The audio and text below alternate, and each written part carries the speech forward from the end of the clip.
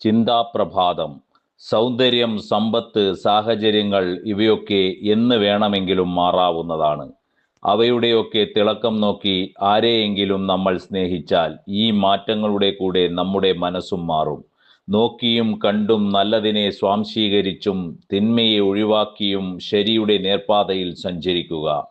തെറ്റായ പാതയിലൂടെ കൂടുതൽ ആളുകളുമായി നടക്കുന്നതിനേക്കാൾ നല്ലത് നമ്മൾ കണ്ടെത്തിയ നേർവഴിയിലൂടെ തനിച്ചു നടക്കുന്നതാണ്.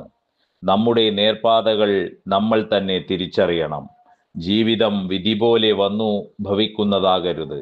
അത് നാം സ്വയം തീരുമാനിച്ചുറച്ച് നേടിയെടുക്കുന്നതായിരിക്കണം. മറ്റുള്ളവർക്ക് ചെയ്യാൻ കഴിയില്ല എന്ന് തോന്നുന്ന കാര്യങ്ങൾ നമ്മൾ ചെയ്യുമ്പോഴാണ് ജീവിതപാതയിൽ വഴിത്തിരിവ് ഉണ്ടാകുന്നത്. അറിഞ്ഞോ അറിയാതെയോ നാം പിന്തുടരുന്ന പാതകളും പടുത്തുയർത്തുന്ന പദ്ധതികളുമാണ് നമ്മുടെ ഭാവി ദിനങ്ങൾ രൂപപ്പെടുത്തുന്നതും ലക്ഷ്യങ്ങളെ ക്രമീകരിക്കുന്നതും. ഏത് പരിസരത്ത് ജീവിക്കുന്നു, എന്തിനോട് ആഭിമുഖ്യം പുലർത്തുന്നു, എന്തിൻ്റെ പിറകെ സഞ്ചരിക്കുന്നു തുടങ്ങിയ അടിസ്ഥാന കാര്യങ്ങളാണ് നമ്മുടെ ഭാവി ജീവിതത്തിലേക്കുള്ള പാത നിർണയിക്കുന്നത്. ഒത്തിരി ഇഷ്ടത്തോടെ സ്നേഹത്തോടെ ശുഭദിനാശംസകൾ നേർന്നുകൊണ്ട് രാജീവ്.